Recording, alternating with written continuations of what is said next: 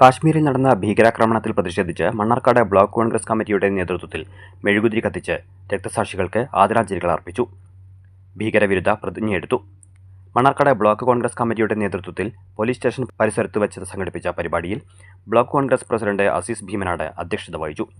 ജില്ലാ Congress general secretary P Ahammed Ashraf ഉദ്ഘാടനം നിർവഹിച്ചു.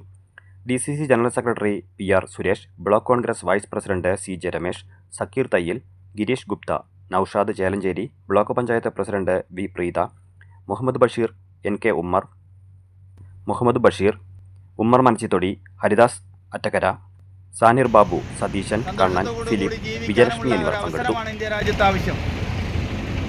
അതിനെതിരായി ഏത് രീതിയിലുള്ള ഭീകരാക്രമണവും നമ്മൾ പ്രോത്സാഹിപ്പിക്കാൻ പാടില്ല.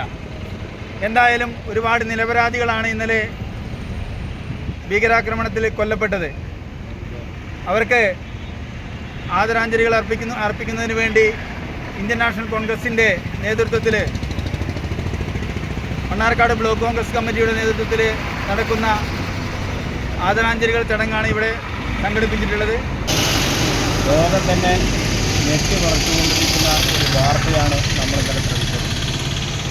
നമ്മുടെ രാജ്യത്തിൻ്റെ പ്രതിച്ഛായ മുച്ചൂട് മുടിക്കുന്ന രീതിക്കുള്ള വലിയൊരു തീവ്രവാദി ആക്രമണമാണ് ഇന്നലെ കാശ്മീരിൽ സംഭവിച്ചത്.